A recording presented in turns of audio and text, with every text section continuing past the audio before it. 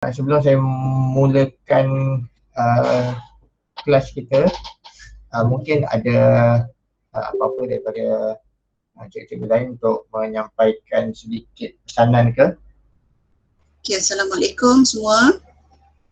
Okay, daripada cikgu pun tak ada apa jugalah. Cumanya cikgu ingin ucapkan terima kasih dan tahniah lah kepada anak-anak didik yang masih lagi dan teruskan untuk sama-sama kita belajar. Itu saja daripada cikgu lah. Fokus ya. Fokus. Bila cikgu Ghazali bagi penerangan tu fokus lah anak-anak ya. Ada soalan terus tanya ya. Itu sahaja. Assalamualaikum. Okey, dari Cikgu Rozi tak ada apa-apa. Cikgu ucapkan terima kasih bagi yang hadir dan boleh teruskanlah. Itu je. Terima kasih.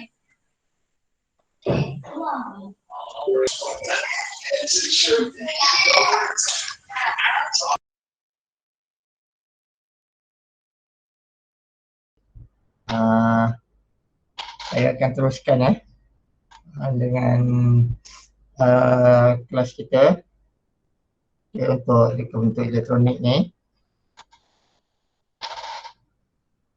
Okey, mungkin ada yang dah lihat kepada rakaman video kelas saya yang sebelum ni, tapi saya nak ulang lagi sekali ya.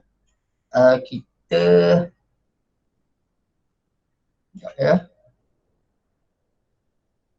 okey. Kita sekarang saya dah terangkan mengenai 24 bulan 1 menyatakan maksud mikropengawal. Ini dah menjelaskan bahagian-bahagian yang terdapat dalam mikropengawal. Ini juga sudah. Sekarang saya akan, insyaAllah saya akan masuk ni lah. Ni menghasilkan lakaran reka bentuk litar elektronik. Dan satu lagi, kalau berkesempatan saya akan pergi kepada menulis pengaturcaraan mudah. Mungkin ada yang tertanya kenapa saya melompat ya. Sebab macam ni, secara ringkasnya kalau kita selepas membuat lakaran reka bentuk litar elektronik, selepas kita membuat lakaran, kalau itu kan kita akan ke standard pembelajaran membina litar simulasi yang berfungsi. Kalau kamu perhatikan kat sini dia ada berfungsi dengan perisian khas. Maksudnya di sini kita perlu buat litar simulasi yang memerlukan kita membuat sambungan litar, sambungan peranti, dan juga memerlukan kita membuat pengaturcaraan. Kalau kamu tengok standard pembelajaran ni 24/1 belum lagi, 24/2 belum lagi belajar bahasa pengaturcaraan, 24/3 pun belum lagi kamu belajar bahasa pengaturcaraan. Yang kamu akan belajar pada 2.4.6 menulis pengaturcaraan mudah. Ya, bila kamu dah boleh menulis pengaturcaraan, tak kira mudah ke susah ke, barulah kamu boleh membuat litar yang berfungsi. Litar yang berfungsi. Maksudnya litar yang berfungsi tu perlu ada sambungan peranti dan juga sekali dengan apa ni dipanggil pengaturcaraan. Barulah lengkap. Barulah boleh buat simulasi. Nanti perisian khas ni selepas ni lah saya akan tunjukkan. Maksud saya bukan hari ni lah. Nanti. Kalau sempat kita akan masuk menulis pengaturcaraan mudah lah. Kalau dalam menulis pengaturcaraan mudah tu saya akan sekalikan dengan 2.4 ni, membina litar simulasi ini. Tengok pada tahap penguasaan. Kalau kamu dah tengok pada video yang lalu, saya dah menerangkan maksud dan bahagian-bahagian yang terdapat dalam mikropengawal. Okey, kamu boleh dapat TP1 lah. Okey. Fungsi peranti yang terdapat dalam litar mikropengawal. Okey. Boleh dapat TP2. Okey. Yang hari ni kalau kita belajar lakaran, insyaAllah kamu boleh dapat TP3. Jadi sekurang-kurangnya TP1, TP2, TP3 tu dalam tangan kamu dah kalau kamu ikut apa yang diminta oleh cikgu-cikgu. Okey. Menghasilkan lakaran reka bentuk litar elektronik. Lakaran apa yang kita nak buat? Kita berpandukan projek suis tekan dan diod pemancar cahaya. Ini lakaran ya. Bukannya kita nak buat projek penyambungan lagi. Tapi ini lakaran projek. Jangan pula cakap saya tak belajar lagi pengaturcaraan. Tiba-tiba nak kena buat projek. Tak, ini contoh projek 1. Suis tekan dan diod pemancar cahaya. Kalau kamu tengok di sini, suis tekan ni adalah digital input ke output. Siapa boleh respon? Soal input ke output? Input. Digital input. Okey, ni digital input. Okey, dan diod pemancar cahaya ni, LED ni adalah digital output ya. Okey, dan LED ni juga boleh menjadi analog. Okey, nantilah kita akan belajar seterusnya kerana dia boleh bertukar menjadi analog. Okey, tapi untuk asasnya kamu perlu tahu, okey, dalam litar ni ada digital, ada input dan ada output. Lengkaplah litar maksudnya ya. Okey. Kita ulang balik ya. Apa dia sistem ya? Sistem kawalan ni. Okay, daripada peranti input, contohnya penderia ya, macam yang projek kita tu, kita nak gunakan suis tekan ya. Okay. Daripada peranti tu lah ya, dia memberi arahan. Okay. Dia memberi arahan kepada papan mikropengawal. Okay, dia nak tanya. Okay, kalau tak ada saya teruskan ya. Kalau ada tak apa, kamu just interrupt ke apa ke. Okay, dan papan mikropengawal ni, okay, sebelum tu untuk peranti input ni, dia bertindak macam kita punya deria apa ni, orang panggil pancat indera kita. Contohnya macam hidung ya, dari bau, telinga mendengar, mata melihat. Daripada input yang masuk daripada panca indera kita tu, dia akan sampaikan ke otak.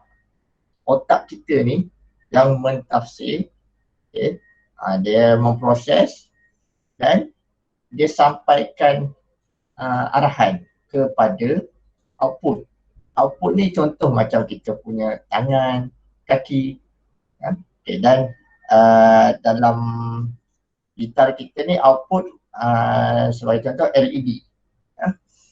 Dia mengawal mentafsir persekitaran dengan menerima input daripada peranti input. Peranti input ni dia bagi input ya. Peranti input dia bagi input. Lepas tu microcontroller ni dia bagi output kepada peranti output. Ya. Okey. Kawalan ini akan diterjemah dalam bentuk pengaturcaraan. Ya. Kawalan ini maksudnya diterjemah dalam bentuk pengaturcaraan. Okey. Maksudnya dengan kata lain kita kata bahasa dia lah. Ya, bahasa dia dia menggunakan coding. Ya, bahasa pengaturcaraan. Kalau kita kita bercakap ke apa ke, ya. Okay, kita tengok pengenalan input output. Okay, single input, single output. Ini secara apa ni, orang kata penambahan, ya, penambahan. Okay, ada input digital active high, output digital active high. Okay, dia sebenarnya ada active high, active low. Tapi cukup kamu tahu active high ni maksudnya bila kita tekan, kita beri arahan, dia akan menghasilkan apa ni, okey, dia digital ni dia ada nilai 0 dan 1. Dia ada 0, okey, bentuk macam ni, ya, 1. Okey, kalau dibagikan active high, dia akan ke 1, nilai 1. Kalau active low, dia akan ke 0 lah, ya. Okey, sama juga output active high. Okay, active high ni maksudnya dia menjalankan fungsi lah, semua cerita. Contohnya macam untuk switch tekan, bila kamu tekan tu itu dia jadi 1. Okay, bila kamu lepas dia jadi 0, ya. Okay, macam switch tekan ni, bila kamu tekan dia akan jadi 1. Dia akan beri input digital kepada papan mikro pengawal ni, dan papan mikro pengawal dia akan proses dan dia akan hantar output kepada LED, ya. Okay, apa itu digital? Okay, sistem digital adalah teknologi data yang menggunakan nilai-nilai diskret, tidak berterusan. Okay, hanya ada dua kemungkinan isyarat signal, iaitu high dan low. Okay, high ni biasanya 1, low ni 0 lah, ya. Terbagi kepada dua jenis, iaitu input digital, untuk isyarat kemasukan, dan output digital, isyarat keluaran. Okay, digital dia ada input dan output. Okay, voltan operasi ni adalah 5 volt. Okay, ini voltan operasi untuk papan litar apa ni, Arduino ni lah. Okay, maksud di sini bila dia bagi 1 high ni, dia akan bagi voltan maksimum 5 volt. Okay, bila dia bagi 0 low, dia bagi voltan 0. Ya, voltan 0 maknanya dia hampir tak ada ni lah. Ya, jadi dia ada nilai 2 je.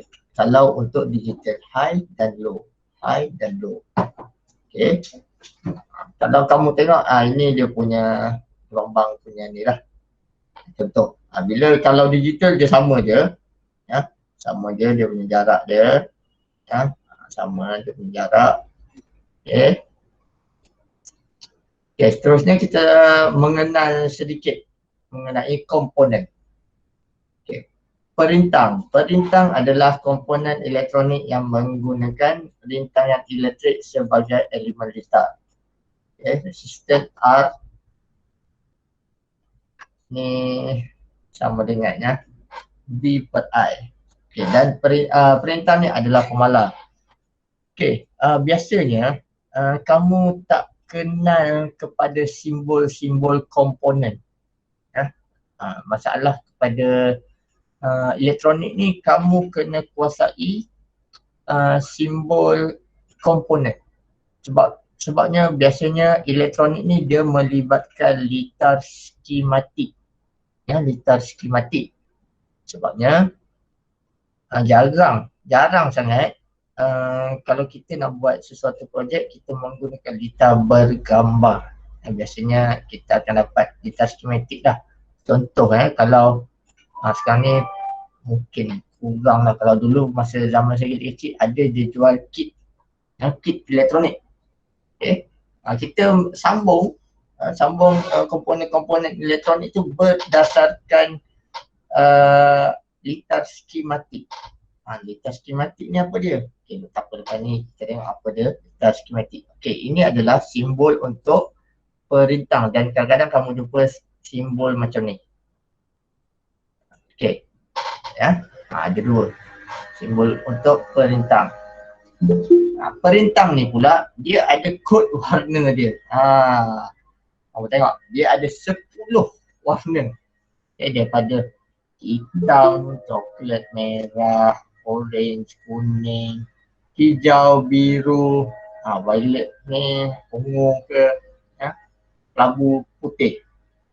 Dulu zaman saya sekolah kena hafal ke 10 kod warna ni, kena hafal. Tapi sekarang ni kalau ikutkan kamu pun tak perlu hafal, tapi kena tahu. Okay. Sebab apa saya kata kena tahu? Sebabnya kalau kamu nak menggunakan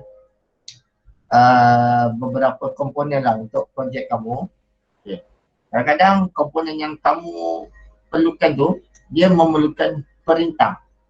Perintah ni dia untuk senang cerita kita cakapkan ni lah, bahasa dia nak mengawal rintangan. Mengawal rintangan yang ada dalam ni lah litar kita. Dan kod-kod perintah ni, kalau kamu biasa tengok perintah, biasanya macam ni yang nombor satu ni biasa perintah yang kamu akan jumpa, iaitu perintah dia ada 4 color. Dia 3 warna yang berdekatan dan 1 warna dia jauh sikit. Dia satu ni warna dia jauh sikit. Dia 3 warna yang berdekatan dan 1 warna yang jauh. Kalau ni 4 kod lah, dulu saya 4 warna. Dulu zaman-zaman saya sekolah dulu 4 warna je biasanya. Tapi sekarang dia dah ada sampai 5 dan sampai 6. Sampai 6 ni saya tak jangan jumpa lagi. Kod warna yang pertama ni, warna yang pertama ni dia mewakili nilai ni. Dia mewakili nilai SAR. Sorry, dia mewakili nilai, bukan kalau kita ikut matematik dia macam susunan tu. Contoh macam ni kita tengok kod warna ni apa? Warna merah. Warna merah ni kita letak 2. Kod yang kedua, kod yang kedua pun kita tengok nilai warna hijau. Hijau ni adalah 5. 5. Kod yang ketiga ni yang paling penting ni, yang dia menentukan jumlah kosong. Jumlah kosong, dia menentukan jumlah kosong ni. Contoh yang ni warna orange. Orange, orange kat sini maksudnya ada 3 kosong. 1, 2, 3. Jadi maksudnya perintah di sini bernilai 25,000 ohm. Macam tu.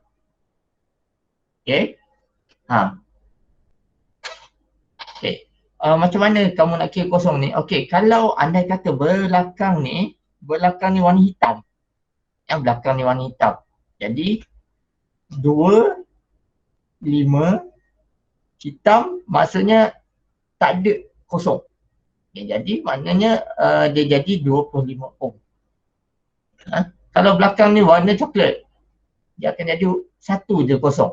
Jadi dia akan jadi 250 ohm. Itu yang 4 band, 4 color ni lah. Yang kelima, yang kelima pula. Kalau yang ada 5 warna ni, tak silap saya dia lebih kurang yang ni saya tak pasti sebab dia ada multiplier ni.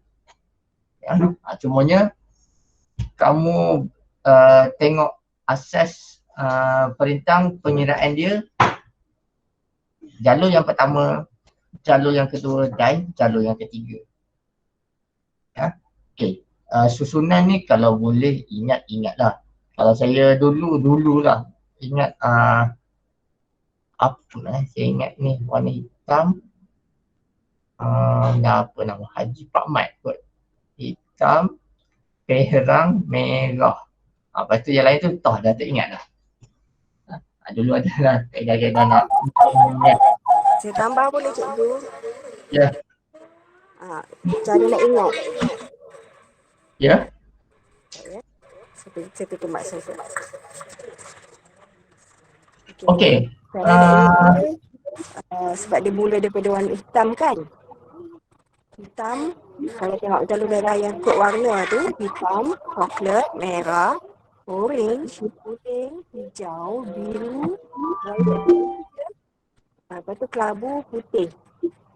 Lepas tu tengok cikgu jangan tulis dekat dua sebelah tu, ada bawah tu nampak tulis 5% emas, 10% Toleran ya toleransi tu, perak. So ingat dia cara dia, start daripada kosong tu, hitam kan? Haji Pak Mat. Orang hendak beli ubi kayu putih. Orang kaya hendak beli ubi kayu putih. Ya. Haji Pak Satu Mat. lagi. Satu lagi Cikgu Rozi nak celah. Ya Kak. Mudah. Kalau Cikgu Rozi lah. Haji Pak Mat jual kacang hijau bila untung ke Paris. Okey, jual kacang hijau. Ni jingga kan? Hijau bila untung ke Paris. Ya, tak kisahlah. Tapi maksudnya ni lah. Apa ni? Dah nak mengingat ni lah. Rekod hafal ayat. Ayat penggal kepala pertama tu. Contoh Haji Pak Mat hendak beli ubi. So Haji tu hitam. H. Pak Mat, Pak kan P. Merah, Pak. O, orang. Betul. K. Hendak H. B, beli. U, ubi. K, kayu. P, putih. Betul. Toleransi dia kena ingat 3 je. Semua orang kena ingat 3. Kalau tiada, tambah tolak kosong. Tambah tolak kosong. Ya, kalau emas tambah tolak 5%. Kalau perak tambah tolak 10%. Yang itu kita kena tulis kat ujung dia, mesti tambah tolak. Ya macam ni. Sekejap, yang sini. Kalau kamu perasan dekat sini, sekejap saya zoom kan. Sekejap ya.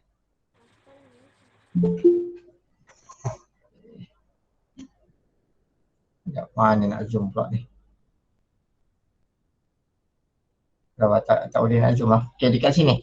Dekat sini, dia ada tulis 25 kilo ohm plus minus 5%. Okay, 5% ni maksudnya ini jalur hujung sekali ni warna gold lah, warna emas. Yang Cikgu Noni cakap tu. Okay, cuma saya nak cuba bagi kamu masa seminit. Okay, cuba kamu bagi tahu perintang jalur apa untuk rintangan 220 ohm ni. Okay, siapa boleh bagi tahu jalur 220 ohm ni? 220 ohm ni maknanya kamu bagi tahu dia punya dari kiri ke kanan. Dia punya bacaan dia dari kiri ke kanan. Maknanya dari kiri tu nombor yang pertama. Dari yang tengah tu nombor yang kedua. Yang ketiga tu adalah jumlah kosong. Siapa nak respon? Okay, satu lagi yang kalau kamu tengok yang nombor-nombor ni ya. Okay, kalau hitam ni kosong, pegang ni 1, 0, 1, 2, 3 sampai 9. Ini adalah jumlah kosong. Kalau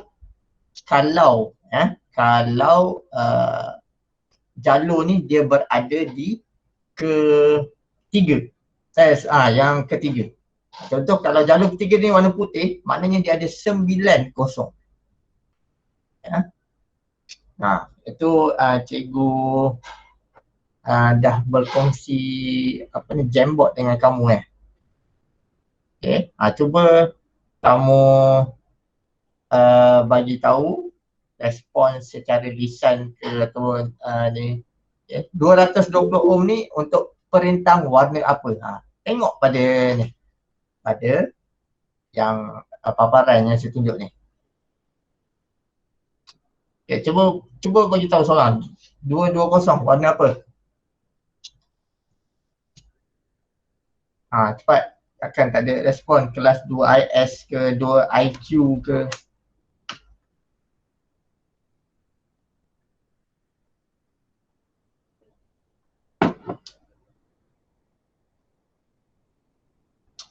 Diorang boleh tengok ke jembok tu Cikgu Soleh? Diorang Kena boleh klik. tengok?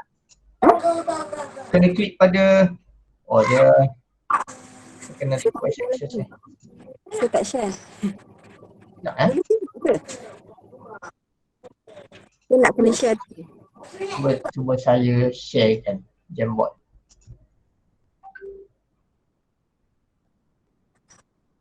Okey, cuba bagi tahu secara lisan je, sekejap je.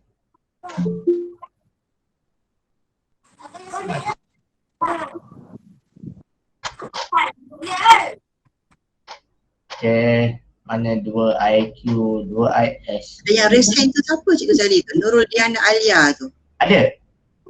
Yang siapa ni? Raise hand ni. Dia ada. Memang dia tertekan ke apa ni? Mana? Nurul Diana. Dia angkat raise hand. Nurul Diana. Nak jawab? 220 perintah warna apa?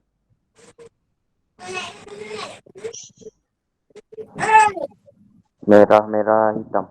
Merah, Hitam. merah, merah, hitam. Okey, bagus. Ada yang lain nak cuba?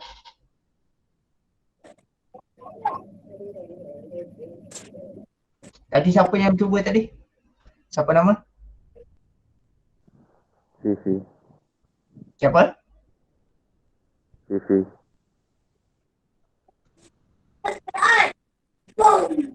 Saya tak berapa jelas dengar. Okey. Fifi. Fifi Fazril. Fifi Fazril. Fazril. Okey. Yang lain? Yang lain takut nak jawab. Okey, tak apa. Saya teruskan. Saya dah tunggu lambat sangat. Okey. Hampir tepat ya. Dia sebenarnya merah, perang. Merah, perang ataupun merah coklat dah. Ya. Okay, sebab apa? Merah 2. Ya. Okey, merah satu lagi pun 2. Okey. Saya tahu sebab kamu tengok hitam ni dia tulis kosong kan. Okay. Kosong tu bukannya maksud dia kosong kat belakang. Okay, kosong tu maksudnya tak ada kosong. Okay, jadi dia kosong tu kalau warna perang ni, kalau dia berada di jalur yang ketiga, dia akan jadi 1 kosong. Okay, jadi dia akan berwarna merah perang. Ya, okay, 2 kosong. Okey, kalau 1 kilo ohm. Saya nak ni yang kedua ni dulu.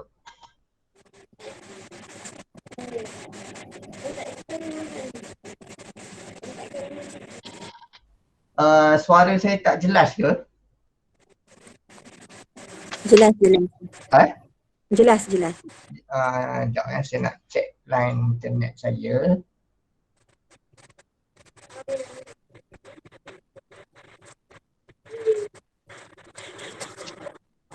Okey. Mungkinlah tak sampai 100 Mbps. Baru 90. Patutnya sampai 300. Okey. 1 kilo ohm. Siapa boleh respon berapa tiga jalur tu apa dia punya nombor apa dia punya warna?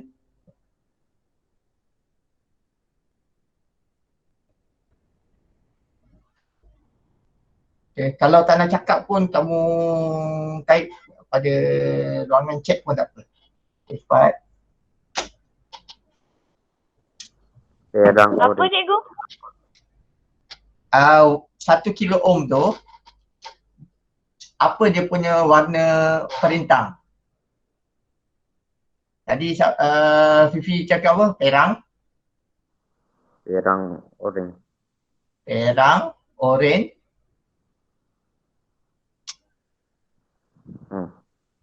Okey. Yang ketiga, warna yang ketiga? Anis, apa dia? Coklat. Apa dia coklat? Cuba sebut. Oh, kan line slow. Okey, tak apa. Line slow tak apa. Anis, warna yang pertama, okey, perang. Okey, warna pertama perang. Okey. Perang ataupun apa ni kita panggil coklat. Okey. Untuk jalur yang kedua, warna apa? Orange. Warna oren. Orange. Okey, warna oren. Tengok warna oren. Okey, jalur yang ketiga, Coklat. coklat. Coklat perang lah juga, Okey. Perang.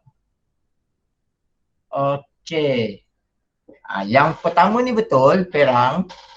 Yang kedua ni tak tepat, bukan warna oren Okay, sebab kalau 1 kilo ohm sama dengan 1,000. Okey, 1 ni perang. Yang betul dah, perang. Okey. Jalur yang kedua ni kosong. Kosong adalah, kamu tengok ni. Warna hitam. Okey, betul. Yang siapa Hidayah tadi kata, yang ketiga adalah warna merah. Okey. Ketiga warna merah. Sebabnya jalur yang ketiga ni yang dia kira berapa jumlah kosong. Okey, jadi jumlah kosong kat sini 2. Kalau kamu tengok jumlah kosong sini, nilai merah kat sini 2 bersamaan dengan 2 kosong. Okey, nilai hitam kat sini kosong. Maksudnya dia adalah bersamaan dengan tak ada kosong kat belakang. Okey. Andai katalah kalau hitam ni kat depan, hitam ni duduk kat sini warna hitam, jadi sini kosong lah. Contoh ya, sini hitam, hijau, oren.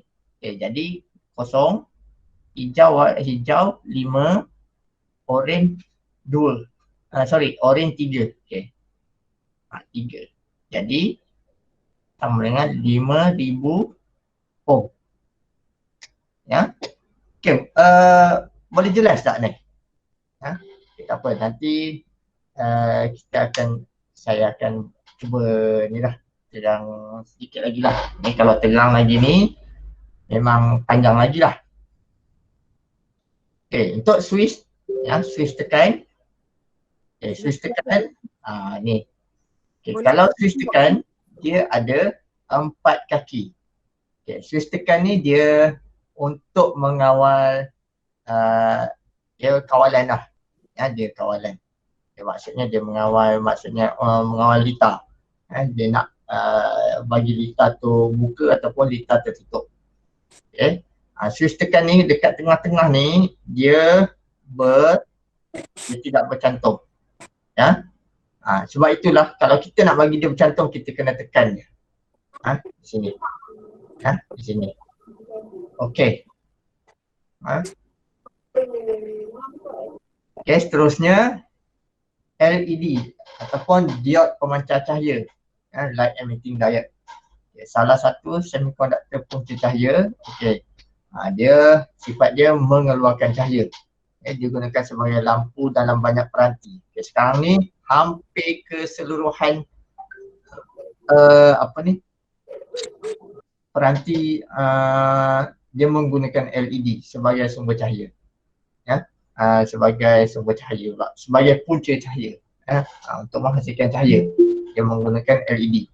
Dia menggantikan lampu-lampu lampu pijar apa semua. Sebab apa? Sebab LED ni dia lagi terang, dia jimat, jimat dia punya kuasa. Okey. Dan LED ni dia ada dua kaki, anod dan kathod. Okey. Kalau dalam simbol, ini simbol untuk skematik LED. Kalau kamu jumpa simbol LED ni, arah cahaya keluar ni adalah negatif. Maksudnya anak panah ni dia menuju ke arah negatif lah. Jangan kamu tertukar pula. Dan biasanya orang kata nak tentukan kaki LED adalah dengan tengok panjang kaki dia. Sebenarnya itu satu kaedah yang kurang tepat. Memang biasanya kalau kamu beli LED, dia akan bagi LED ni kaki dia macam ni, satu pendek satu panjang. Tapi ada juga yang dia jual LED dengan kaki dia sama panjang. Bila sama panjang tu mana kamu nak tengok? Mana satu anod, mana satu kathod. Cara dia kamu tengok dalam LED ni. Dalam LED ni dia macam yang ni ada macam tiang bendera ni. Ini adalah kaki anod. Dan satu lagi ni adalah kaki kathod. Yang kaki yang macam besar ni adalah kaki kathod. Dan anod adalah positif, kathod adalah negatif. Ini apa dia? Ini breadboard. Breadboard ni kamu tak perlu buat lakaran lah. Tapi ini andai kata kalau kamu perlu buat projek lah. Breadboard ni ataupun papan reka, dia digunakan untuk prototype. Breadboard ni kelebihan dia tidak perlukan pematerian. Dia boleh diguna semula, berulang kali.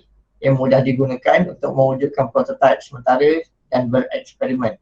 Maksudnya kalau kita nak buat litar elektronik kita, kita tak tahu lagi, kita tak pasti lagi litar tu menjadi atau tidak, kita menggunakan papan reka ni.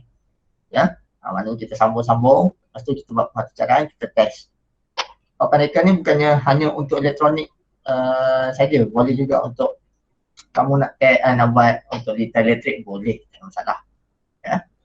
Ini sambungan dalam papan reka ni. Kalau kamu tengok macam ni dia bersambung selari, macam ni dia sambung menegak. Selari pula dia siri melintang, dan sini menegak. Nanti kalau berkesempatan saya akan tunjuk kamu demonstrasi untuk menggunakan papan reka ni. Ini adalah yang dipanggil litar skematik. Litar skematik. Litar skematik. Sini litar skematik apa? Ini litar skematik untuk input digital. Kalau input digital ni maksudnya kalau tadi untuk projek kita ni kita nak gunakan switch tekan dan LED.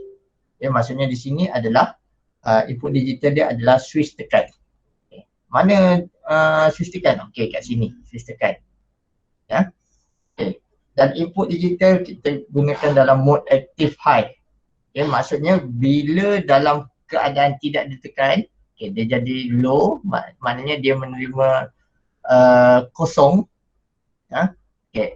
Ni kaki pin, dia menerima apa ni dipanggil rahan kosong. Kalau bila dia ditekan barulah dia menerima satu.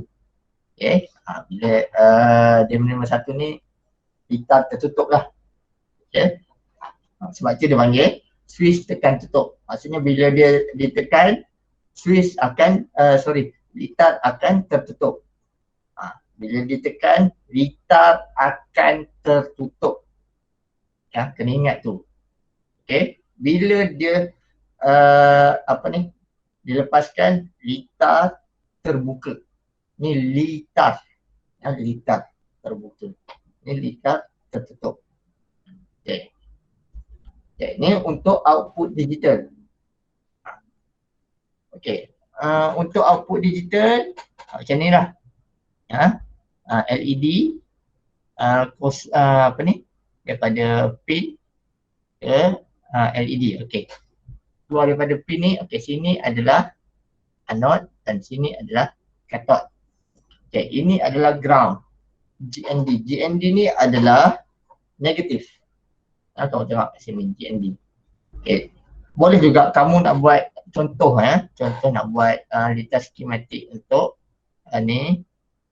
Okay, macam ni contoh. Okey. Ini ambil pin 4 ke perintang. Perintang biasanya untuk LED kita gunakan rintangan 220 ohm ataupun 330 ohm. Ya. Okey. Ke perintang. Okay, lepas tu ke LED. Ya. Ke LED. Sorry, hujung sangat ni. Okey. Macam ni. Dan terus ke ground. Buat macam ni pun boleh.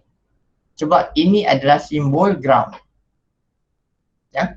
Simbol ground. Okey, ni tunjuk 4. Ya. Okey. Okey, untuk litar skematik. Ya. Litar skematik macam mana nak buat? Litar skematik tadi kita buat switch tekan. Switch tekan dan LED. Ya. Okey. Macam mana kita nak buat switch tekan dan LED? Okey, dia macam ni kita buat.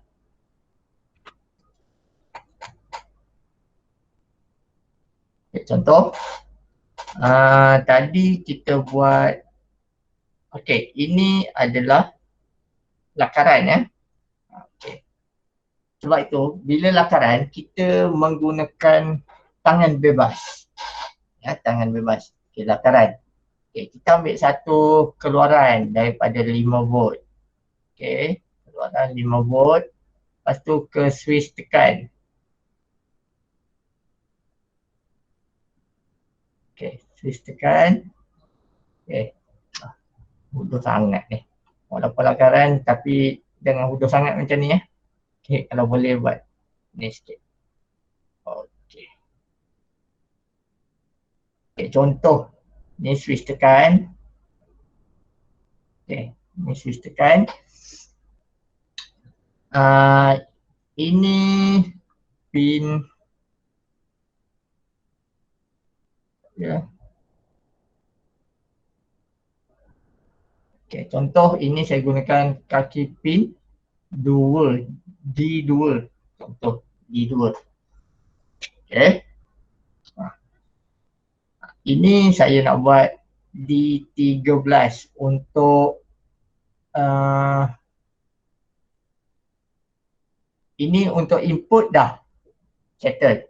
Tapi tak settle lagi sebenarnya ni. Okey, saya nak buat sebab dia perlukan kepada ground negatif. Okey, sini GND. Okey. GND. Oh, saya tertinggal satu. Perintang. Okey, biasanya untuk switch dan sensor ni kita menggunakan perintang 10 kilo ohm. Okay, sebab apa? Menggunakan 10 kilo ohm, okay, dia ada pengiraan dia. Ya, pengiraan dia, tapi nantilah saya tunjukkan. Okay, ini dah selesai untuk input. Input digital settle. Sekarang ni kita nak buat input dan output. Okay, switch tekan dan LED. Okay, ini switch tekan.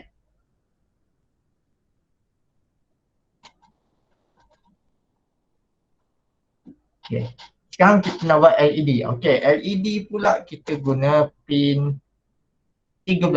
Ya, okay, pin 13. Okay, pin 13. Macam ni saya buat ini sikit, ini sikit. Okay. Okay, ingat saya kata LED dia memerlukan rintangan biasanya 220 ohm atau 330 ohm. Saya gunakan 330 lah, 330 ohm. Jadi